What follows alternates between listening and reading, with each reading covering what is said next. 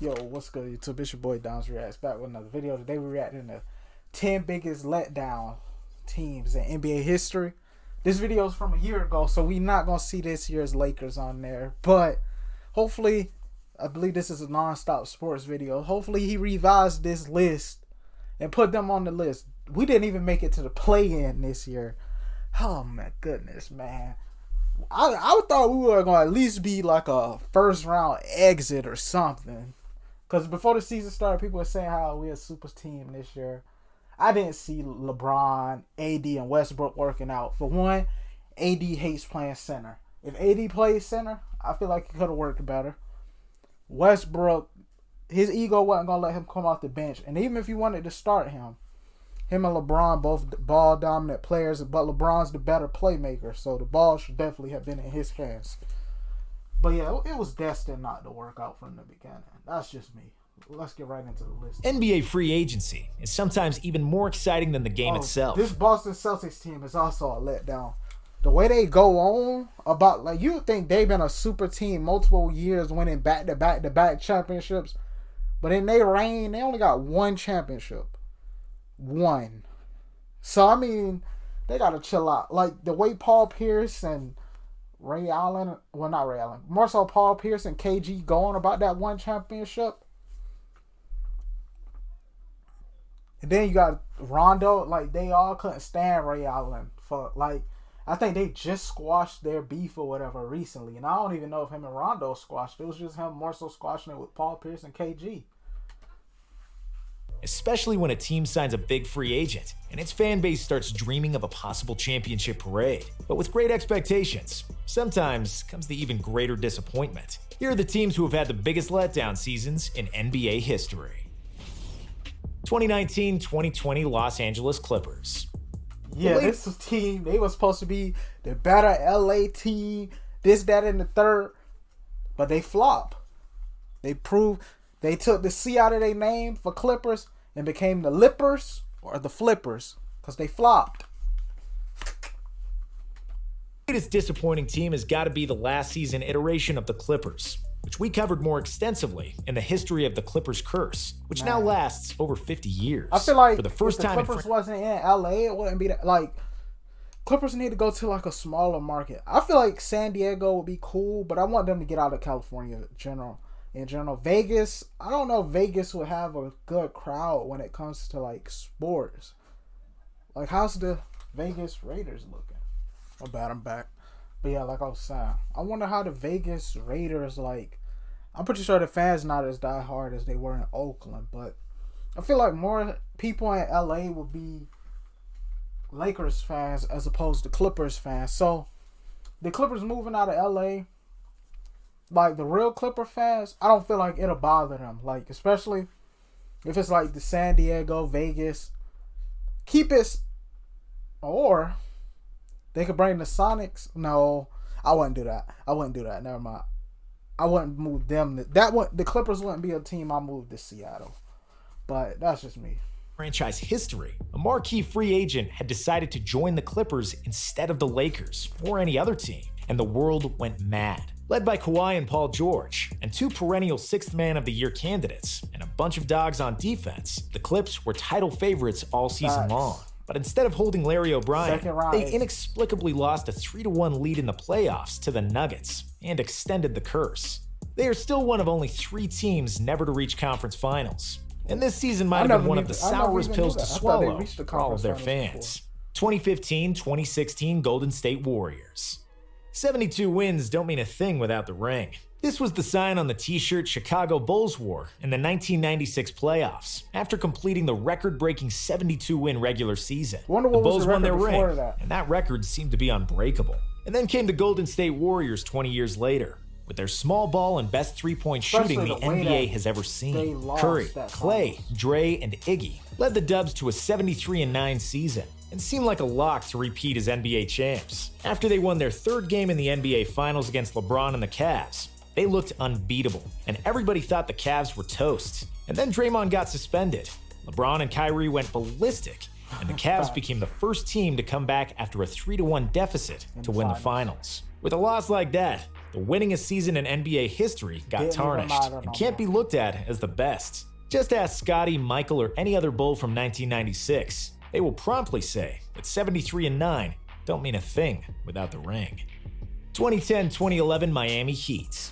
Oh, this year, NBA the champions Dallas were Mavericks always had a formed around breakdown. superstars. I mean, the Heat had but a that was breakdown usually a against Dallas. byproduct of smart draft Not choices one, or not genius two, trades. not three. In 2011, the Miami Heat created a I monster. couldn't stand LeBron after this happened. A lot of people couldn't stand LeBron after this move. I'm not gonna lie, but it was a move I saw coming. Like the day before it, Dwayne Wade and Chris Bosh both signed with Miami. Dwayne Wade was already there. Chris Bosh signed. I was like, it's obvious where LeBron's going at this point. The first of its kind.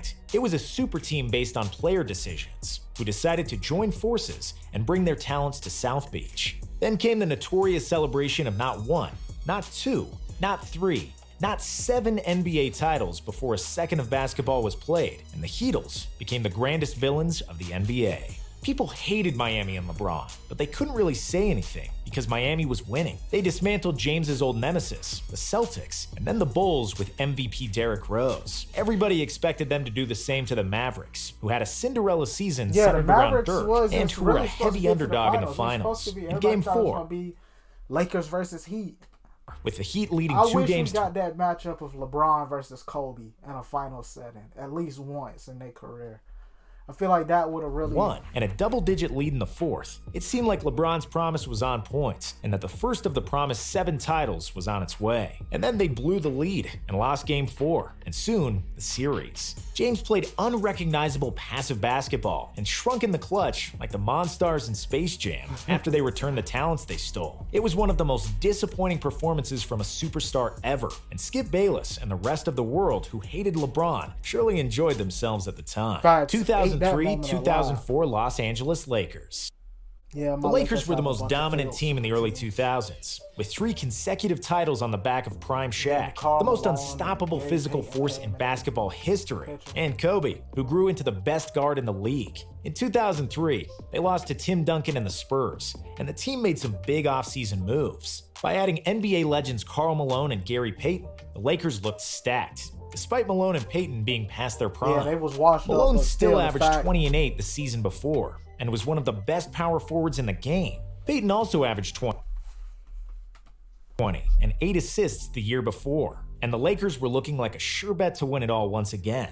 But after Malone hurt his knee, and after the Kobe and Shaq feud reached its boiling point, the team wasn't as dominant as everyone predicted. They still reached the finals, and nobody gave the Pistons much of a chance. But then, the lack of health and chemistry bit the Lakers in the end. Kobe forced things, and Shaq couldn't dominate Ben Wallace, who was the only NBA center capable of guarding him one-on-one. And that was the Lakers' downfall. They lost to the Pistons in 5 games, after which Shaq was traded to Miami.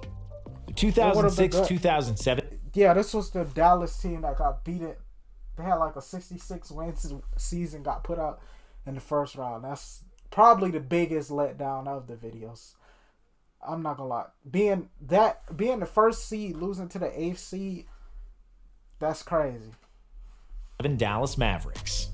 In 2007, Dirk Nowitzki became the first European player to win the NBA MVP award, en route to 67 wins for the Mavs in the regular season. Dallas was clicking on all cylinders, and were looking like the title favorites throughout the season.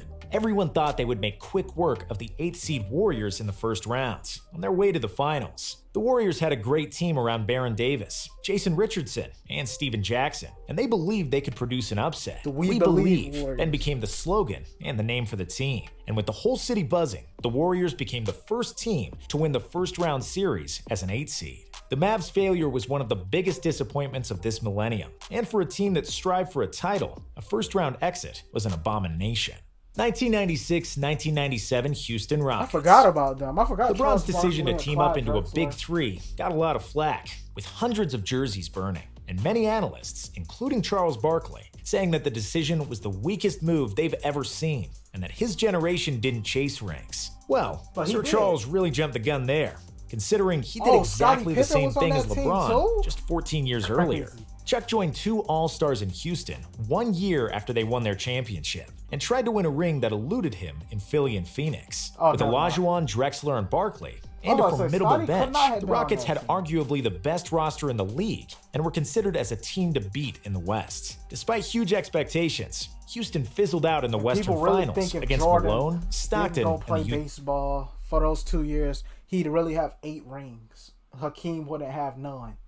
That's a crazy take. I believe Hakeem would have still had at least one of those rings. Utah Jazz, and left the quest for the title unfinished. Chuck later said that he wouldn't have even counted the ring if they had won, considering he did join a team with 2 superstars. But somehow, I don't believe him. That title would surely come in handy with all the arguments he has with Shaq on Inside the NBA, and would definitely like to call himself Championship Chuck so you don't know how it is to win. 2009-2010 Cleveland Cavaliers. I don't know why is this a big letdown team. This is Shaq outside of his prime.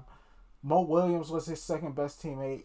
Delonte West, his step pops, was his third best teammate. 2010 was the year of the decision, and everyone around the NBA pondered if LeBron was going to stay in Cleveland. The Cavs added Shaquille O'Neal in the offseason, who seemed to have revived his career in Phoenix. "I want to win the ring for the king," Shaq said. And the Cavs steamrolled through the regular season with a 61-21 record. LeBron won his second MVP award, and it seemed like the Cavs could finally go all the way, which would surely keep the king reigning in Ohio. Yeah, That's exactly what did not happen. The team once again lost in the conference semifinals to the Big Four of the Boston Celtics, and did so in a very disappointing fashion.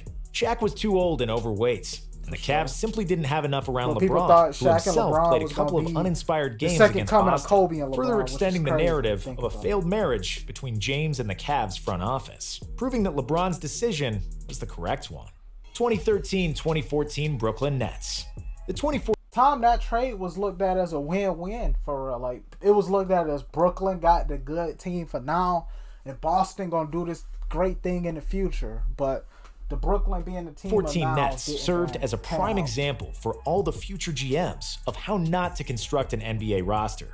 Danny Ainge absolutely fleeced the Nets GM Billy King, who gave up the 3 first-round draft picks and a bunch of players for 1 season of 2 old superstars. It was the ultimate win-now scenario for the Nets. If they swung won for now, the that would fences have been a big and win. missed terribly. Garnett and Pierce had very little juice left and couldn't help Darren Williams, Joe Johnson, and Brook Lopez go deep into the playoffs. LeBron and the Heat were just too dominant, and the King had finally beaten his old nemesis, Pierce, once and for all. After that year, the team fell apart and into the abyss of bad results without draft picks and compensation, which would lock up the franchise at the bottom of the standings for the next 4 years. 2012-2013 Los Angeles Lakers. When the dust settled and the 2012 offseason finished, the Lakers seemed to have the most dominant team in the NBA, at least on paper. 16 years after they brought Shaq, they once again lured the best center in the NBA from Orlando to Lala. To make things even better, they also signed Steve Nash, arguably the best passer in the league. Dwight was supposed to thrive next to Nash and Kobe, who was aging, but who was still undeniably Mamba, and one of the top 3 players in the world. Pau Gasol was still great as well, and Metta World Peace was the perfect 3-and-D player to round up the rotation. Metta even braggadociously proclaimed they would break the Bulls' record for most wins in a season. And then the season began, and the Lakers lost all of their preseason games and first 3 games of the regular season. They just couldn't turn it around and were a sub-500 team throughout the year. Not only were they not the most dominant NBA team, they barely even made the playoffs. Nash struggled with injuries all year long. Dwight's nagging back and shoulder injuries sapped all of his explosiveness, and the team chemistry was terrible. Kobe had to activate his Mamba mode way earlier than expected, just for the Lakers to make the playoffs, playing almost 40 minutes every night. A huge workload at the age of 34 was too much for his body, and the Achilles popped just 3 games before the end of the regular season. Without Kobe, they got swept by the Spurs in round 1, and that was all she wrote, and the Lakers didn't make the playoffs again until 2020. 1993-1995 Phoenix Suns. With Charles Barkley at the helm, flanked by all-star point guard Kevin Johnson and an excellent supporting cast, the mid-90s Suns were one of the most talented teams in the NBA. Barkley was the perfect piece for their run-and-gun style of basketball, and he led them to the first finals appearance in franchise history against MJ and the mighty Chicago Bulls. Despite a strong effort from Sir Charles, the Suns gave out in 6 games after a game and series-winning three-pointer from John Paxson. But Barkley was still in his prime and tried again next year. But they fell against Houston in Game 7 of the second round. A year later, they lost to the same opponent with the same result by a kiss of death, a series-clinching game winner by Mario Ellie. With dagger shots in pivotal games, the Phoenix Suns' era with Barkley was sealed, and they remain one of the best teams that didn't win a title. Thank you for watching. Please don't forget to like and subscribe. Sports. Go check him out as well. Link to the original is always in the description, and I'm out. Peace.